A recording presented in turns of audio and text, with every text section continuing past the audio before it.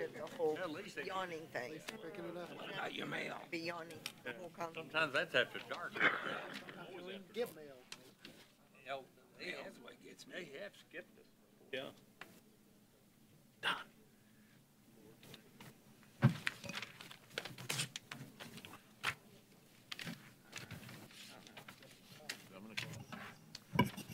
Okay, let's call this meeting to order. City of North Kansas City, Missouri, regular council meeting, March 5th, 2019. Could we have a moment of silence?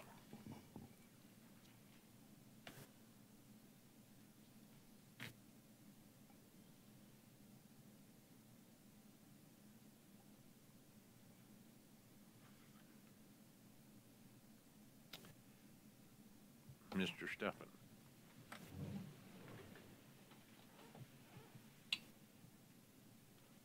I pledge allegiance to the flag of the United States of America and to the republic for which it stands, one nation under God, indivisible, with liberty and justice for all.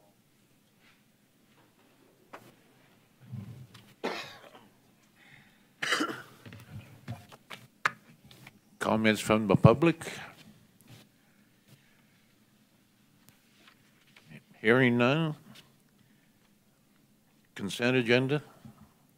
I move the consent agenda be approved as presented. Second. All in favor? Aye. Opposed?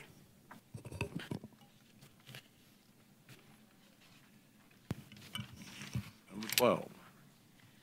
Letter agreement and indemnity agreement for use of parking lot owned by 114 Armor LLC for Snake Saturday Parade and other events. Resolution number 19-009. Eric? Thanks, sir. I'll call on the City Council for Tom Barzee. Good evening, Mr. Mayor and members of the City Council. In front of you, I'm going to cover both of these because this item and the very next item, they're two separate items, because unlike in prior years when all of the property that was operated by NT Realty and owned by Northtown Devco, Northtown Devco is elected to place each of its properties under a separate ownership in an LLC. And so we use two different parcels of property for the Snake Saturday Parade and related activities. And one is under, the first one before you is identified as 114 Armor LLC. The next one is at 408 Armor LLC. These come to you just a short time before, about 10 days or so, I guess, before Snake Saturday Parade. Usually it's a little bit sooner than this, but because of those changes, I carefully reviewed, because they had made changes also to the indemnity agreement as well as to the letter agreement than we have had previously. And I noticed some things in there that kind of concerned me a little bit. I worked it out with Mr. Lanning through Northtown Devco's legal counsel, and though they didn't make all of the changes, they made nearly all of the changes that I had requested. And so with that, I think that I feel comfortable to go forward.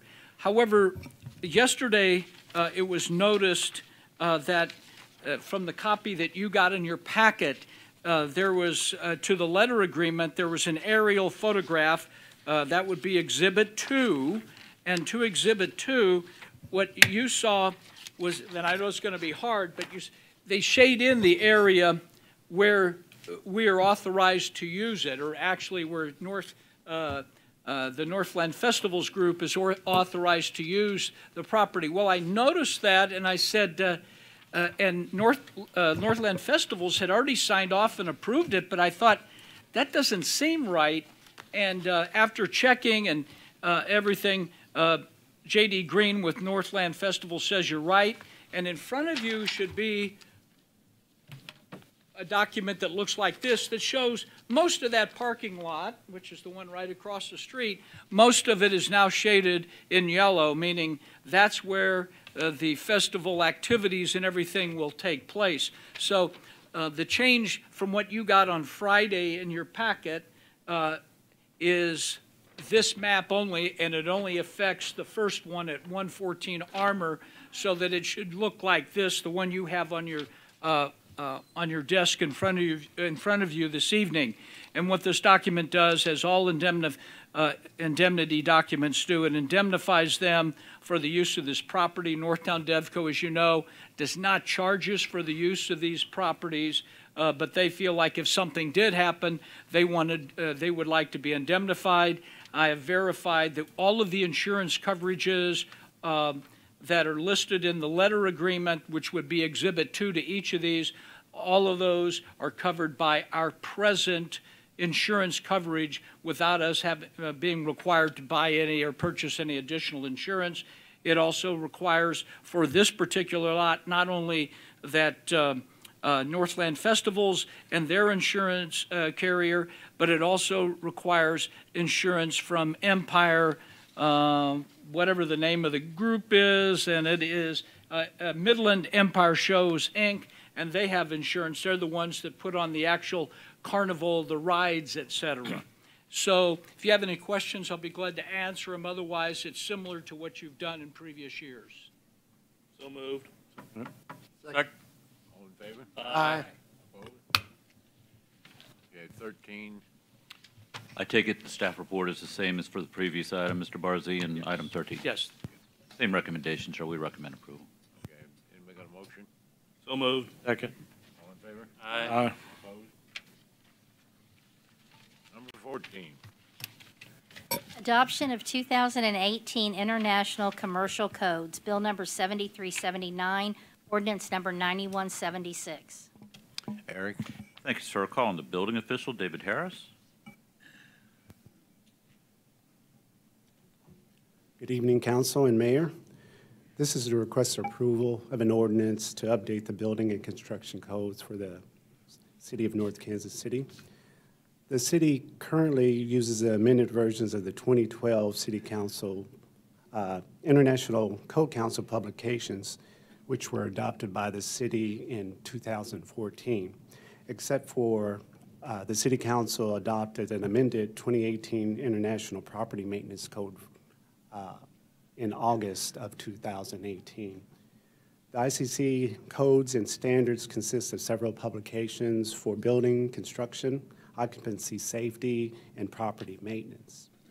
Staff continue to review other proposed codes and standards along with public comments through January 23rd of this past year. The fire department collaborated with community development to recommend an amended 2018 International Fire Code, which is also in this ordinance. Also, there is an updated and amended 2018 International Energy Conservation Code. This Energy Conservation Code is new to North Kansas City. However, other municipalities in the greater Kansas City area, they've been using this code for several years. If approved, the City Council, by the City Council, the updated codes will be effective around or on May 7th, but plans can be submitted to our department under the 2018 code at any time if you so choose to adopt the code, and we will be glad to review them accordingly. The Fire Marshal Joe Reynolds is here, and he or I would be happy to answer any questions. First reading. Second. I got a question. Yes, sir. Is there anything new in these codes that's going to cause us any real heartache or cause any problems for our citizens or?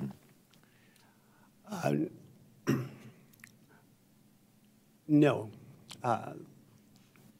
What will happen is there's going to be this transition of the new codes versus the old codes, and so there'll be a lot of questions. But I've talked to the Greater Kansas City Home Builders Association, and I've talked to other architects and other municipalities, and this is kind of consistent with the Greater Kansas City area. We also looked at the difference between some of the cost impacts that these new codes would have, and there are no major cost costs that would be incurred, in North Kansas City based on the uniqueness of North Kansas cities. Okay, we got a motion, a second. All in favor? Aye. Opposed?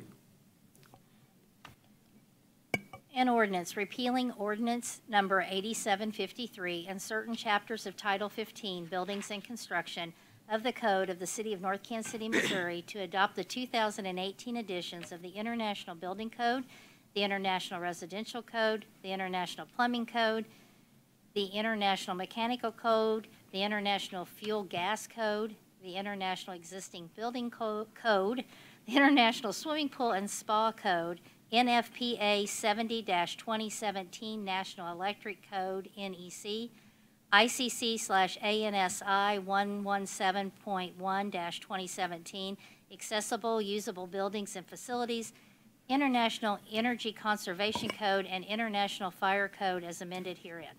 Could you repeat that? I will as soon as I do the next thing.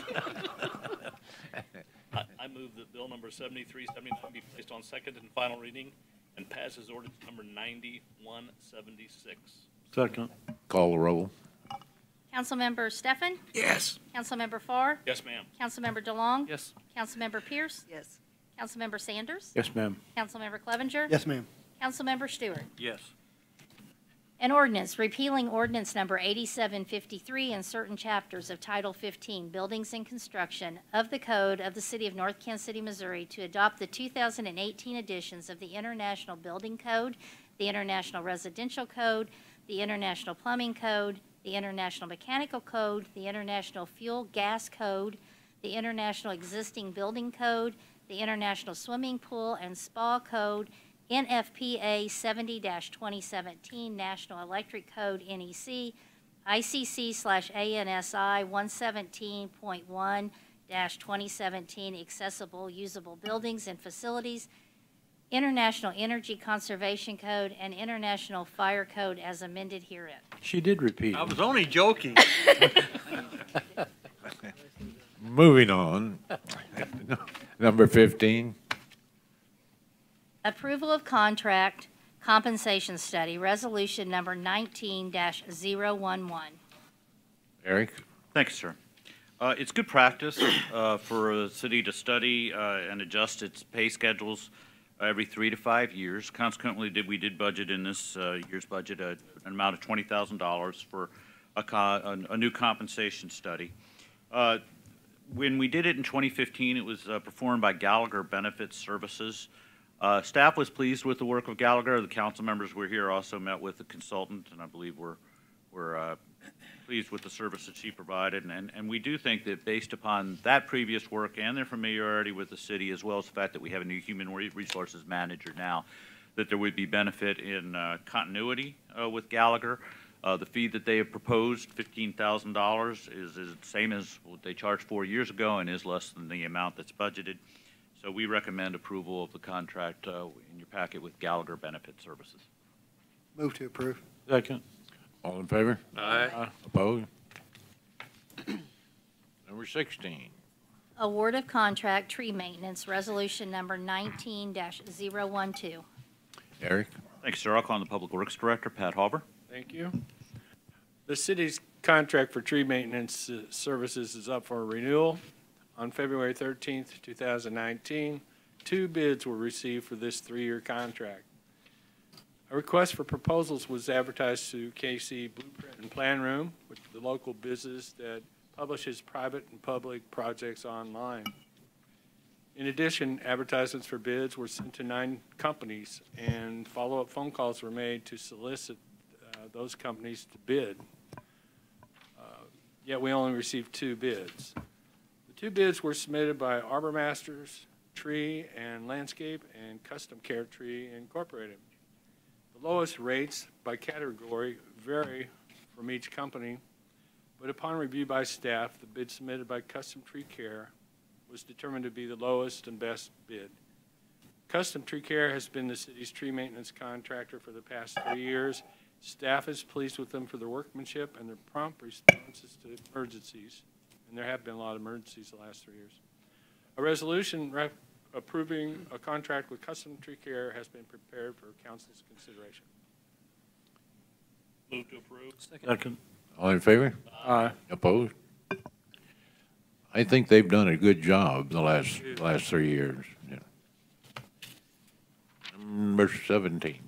Fee schedule for planning applications, Bill number 7382, ordinance number 9179. Eric? Thank you, sir. I'll call on the Community Development Director, Sarah Copeland. Good evening, Mayor and Council. The fees that the Community Development Department charges for rezonings, conditional use permits, variances, and site plan applications are set in a fee schedule that's adopted by the City Council. Our current fee schedule was adopted in April of 2015, and it sets the fees for conditional use permits, rezonings, and variance applications at $300. Our fees are really intended to cover just our direct costs for these applications, which are mailed notices, posted signs, and legal notices in the Kansas City Star. And that's really what drives most of our costs, is publishing in the Kansas City Star. Currently, our costs are running approximately $340 for each of these applications. And so we recommend increasing the fee that we charge for those applications by adopting a new fee schedule and raising that to $350. This would keep us in line or towards the lower end of application fees in the metro area. I'd be happy to answer any questions you might have about our fees. Fred? Well, this is cost, usually it costs us what, you say $340? On average, yes. And we're charging $300. We're currently charging $300, yes. Well, it makes sense to me, that's a loss. And you want to increase it to $350, which, you know, with increased costs in the future, that's a little bit of a buffer, I understand that. First reading. Second. All in favor? Aye. Opposed? An ordinance adopting a fee schedule for certain planning and zoning applications pursuant to the requirements of Chapter 17.96 Zoning Applications and Procedures of the Code of the City of North Kansas City, Missouri. I move that bill number 7382 be placed on second and final reading and passes ordinance number 9179. Second. Call the roll. Councilmember Steffen? Yes. Councilmember Farr? Yes, ma'am. Councilmember DeLong? Yes. Councilmember Pierce? Yes. Councilmember Sanders? Yes, ma'am. Councilmember Clevenger? Yes, ma'am. Councilmember Stewart? Yes. An ordinance adopting a fee schedule for certain planning and zoning applications pursuant to the requirements of Chapter 17.96 Zoning Applications and Procedures of the Code of the City of North Kansas City, Missouri. Number 18. Budget amendments, shade structure at Mackin Park Festival Stage, resolution number 19-13. Eric? Thanks, sir. I'll call on the Parks and Recreation Director, Kelly Vatipka. Thank you, Eric. Good evening, Mayor, Council. Can you guys hear me? Okay, thank you. Parks and Recreation is gearing up. I know it's hard to believe that snow outside, but we're gearing up for our busy season of events coming up, which majority of them are held at Mackin Park's Festival Shelter. Some of those events are our Arts in the Park, a night out, concerts, Friday in the Park concerts, Friday night concerts, Halloween, and you know the list goes on. One of our long-standing programs or events that go on at Mackin Park's Festival Shelter is the Friday in the Park, which runs the first Friday in June to the last Friday in September, and that's over the lunch hour every Friday, and Ken Rimmert hosts that program for us. Unfortunately, the stage that we have that was designed and built for us in 1999 is beautifully set and matches perfectly in our park setting, does not provide an adequate amount of shade for our performers that we have. And as you can kind of see, I've got 3 different times up there that our performers are constantly in the sun, and even our participants are in the sun as well. So this has kind of been an issue that we've talked about, thought about, but until last year when we watched the poor elders perform on Friday night and about melted on stage, it became a concern that the board asked that we start looking into what are some of the options that we can do to help ensure, you know, our performers are safe, out of the sun, can stay hydrated, and things of that nature. So tonight, I wanted to bring forward an option to install a shade structure to the festival shelter. I know in my packet, Dave, would you please? Thank you. I know in the packet that went out there it's a three sales structure that was kind of an idea that we were looking at putting up there, but if you notice, it does not completely cover the stage. And on this kind of layout I have, and I apologize, the rendering's not very clear, but where those two red dots are is the structure reaches over both the stage roofing and the festival shelter, so it encompasses and completely covers that area. So for all hours, our performers and spectators would be in shade. And so what we got up there is it's a heavy-duty knitted shade cloth. It's very similar to what's up at Dag Park. And also those samples are there. Aren't the colors we're looking at, but you can kind of see how well it blocks the sun when it's shining through in the bottom image there on your right that you can see that. And so originally I had brought forward and asking for a budget amendment resolution in the amount of $60,000. The cost is actually now that I'm asking for tonight on behalf of the Parks and Recreation Board is $40,000 to build and install and the structure that is presented before you tonight on the slideshow. Any questions? Zach? A couple of quick questions. One of them you did answer already.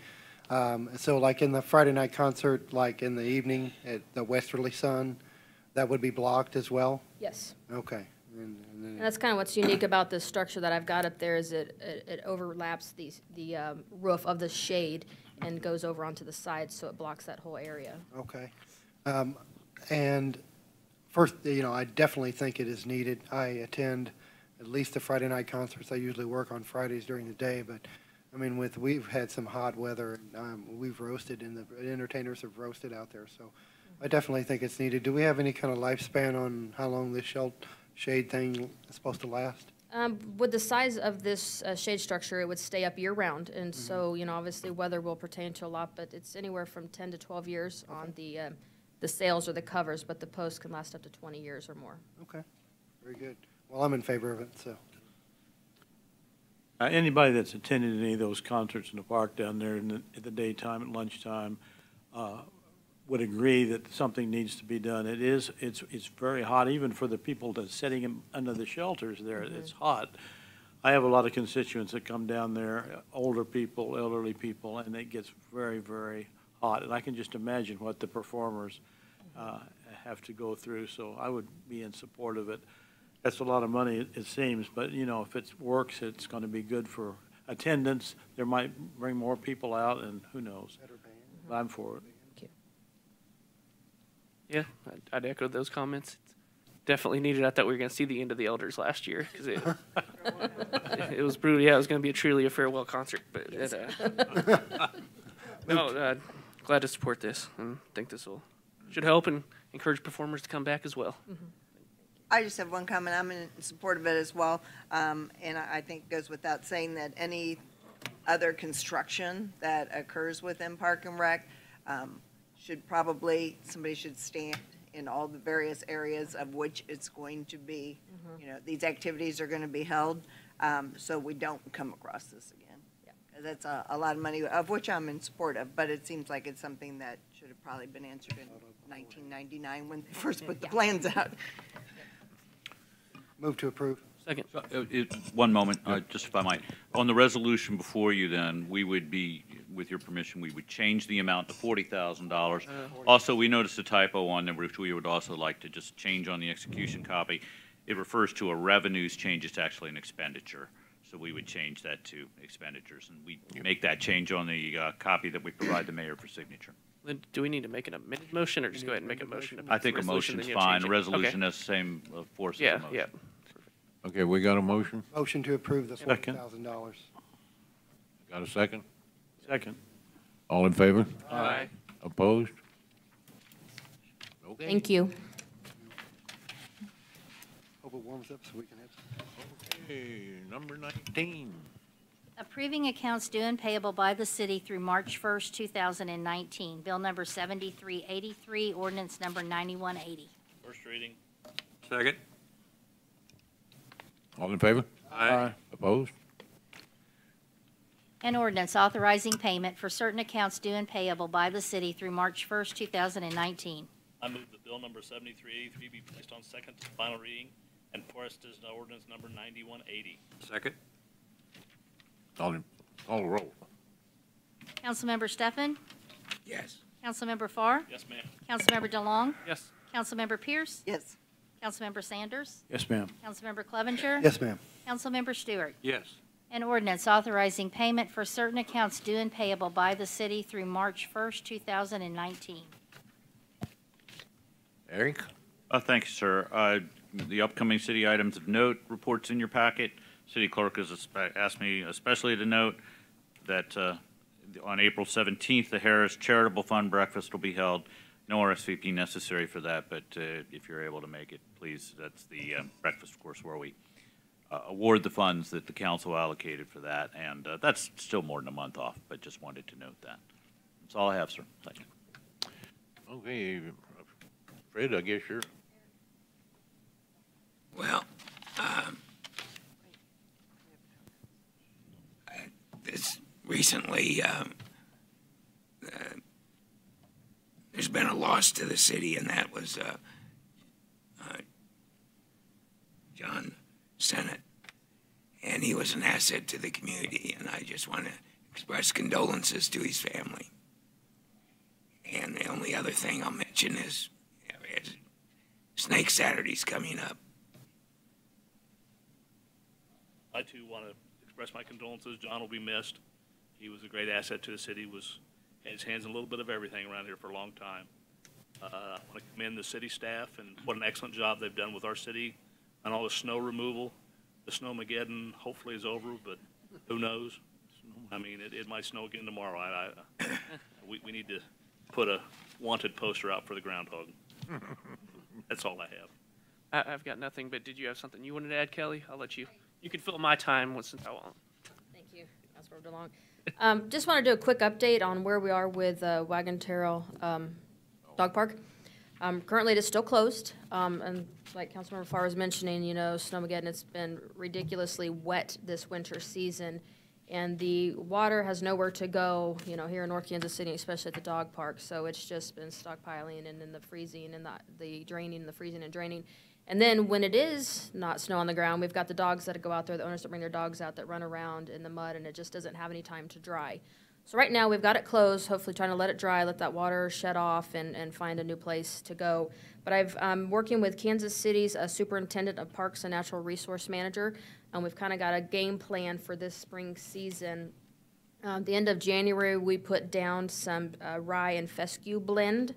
The goal for doing that at the end of January was the ground was frozen, and we wanted to have the dogs out at that time to help move the seeds around and get that started. So when the ice melted, it would kind of start germinating and establishing itself. A soil sample is going to be taken this week. They're going to go to 2 different companies to test those, to do kind of a comparison of where our soil is and where we're lacking in nutrients, to try to get the soil to a better quality. And then the next phase, we're going to seed with either fescue or Bermuda, determining after we determine what type of grass we want to have in there, along with aerating, seeding, fertilizing, and we'll be working with Kansas City Parks and Recreation. And that's going to be weather permitting sometime mid-March. And then once that's completed, we do have to shut down for a 3-week window. I'm hoping to open before then, but if not, we'll have to be shut down for a 3-week window once that's all done to get that seed to establish. And then we'll open up in time for our bonanza. So that's kind of roughly around March 22nd through April 12th, weather permitting. And this is kind of an issue that's going on with all the dog parks in the greater Kansas City area. They're just overly used. It's hard to keep up with the preventative maintenance. And so there's actually a meeting next Thursday night with a lot of the individuals that work out in the parks, that works the grounds. And from Kansas City, Liberty, Johnson County, at least Summit, ourselves are going to be attending this meeting just to kind of talk about what's going on, what we can do, and ways to improve our dog parks. So just wanted to give you a little heads up on where we are. Kelly, I just had a kind of a trifling question. I Yeah. had a number of people contact me about the dog parks being closed, and their comment was that all the signs said was closed, and they was wondering why it was closed. And I was thinking to myself, maybe you could have put it closed because of inclement weather, or closed because for further, you know, something that would give them some idea as to why it was closed. So you might just think about that if it happens in the future, if you could do something along the line of why it's being closed. Yes, so the first weekend, yes, thank you for that. I did everything on social media just because kind of thought everything was in that direction, then came in that Monday morning and realized, oh gosh, we need to put something out there for those that don't have social media. So we do have a paper out. We have a kiosk that's between the small and large size, so there is information in there now of what kind of explains what's going on. But yes, thank you for that. Thank you. Okay. All right. Councilmember Dong, thank you for allowing me to step in. Any other questions? And I'll claim those comments. Okay, thank Those you. are my comments for the. It's okay. The only comment I had is, as I understand it, we're going to be able to put our yard waste out on the 6th, and everybody's getting excited about that in my neighborhood, unless that date's changed. You know, I'm like sorry, I didn't hear our you. bags of leaves and Oh, things yes, like ma'am. that we've Yes, been ma'am. It is the first day accumulating for yard over time. waste, yes. So I would encourage people to get those out, like myself, who's been hiding them until then. This thought is directed to Chief Beamer. I don't know the name of the animal control officer that you have. However, I want to compliment him or her, whoever it might be. We have an elderly resident who has a service animal that had to be put down because of age and hip dysplasia and things like that, a boxer, quite a large dog. And the person that he called animal control, the individual came out and helped the old man pick the dog up and put him in this man's car so that he could take him to the vets to have him put to sleep. And this man had tears in his eyes because of the way that this person handled the situation. So I don't know who it is, but whoever it is, give him a shout out that we thank him. That was Animal Control Officer Matt Allen, and your comments will be passed on to him and his boss tomorrow. Thank you, sir. Thank you. You're welcome. That's all I have. A couple things. Wanted to echo the comments about John Sennett. He will be missed. He was very active in our community and on a lot of boards, so we have to fill some board vacancies. But he was always here keeping an eye on us at City Council for sure. I want to wish everybody a happy St. Patrick's Day and happy Snake Saturday coming up. Hopefully we'll have some better weather. This cold's got to break sometime. I know I'm tired of it. Want to thank the board members that are re-upping, Miss Todd and Miss Black on their boards. Boards do great work, and so appreciate them doing another term. And I wanted to thank Eric for with an issue that he sent a letter to the post office on about some maintenance over there. Needs to maybe occur. So thank you for doing that, Eric. That's it. That's all I got. You know, Rita asked about the yard waste, and I had a person call me, a friend, and said, "Is it tomorrow?" I said, "Yeah, but after all this snow, how can you possibly have yard waste to put out?" But she does. Some way or another, she has yard waste to pick up. And you mentioned something about the groundhog. I actually put on Facebook that it's open season on the groundhog now. Just somebody, first person that sees him, shoot him. I looked ahead, and the long-range forecast is sunny and in the 40s for Snake Saturday. And 40s may feel warm by then. So. And that's all I have. A little more information on John Sennett. His funeral will be held up at the Antioch Church. I forget what street is that? 48th and Antioch Road, isn't it? 48th and Antioch. And visitations at 10, and then the funerals at, or visit, whatever they call it, at 11. So March the 9th. And other than that, my dog's not very happy either, Kelly. That's it, all I got. Thank you. Move to adjourn. Second. All in favor? Aye. Opposed?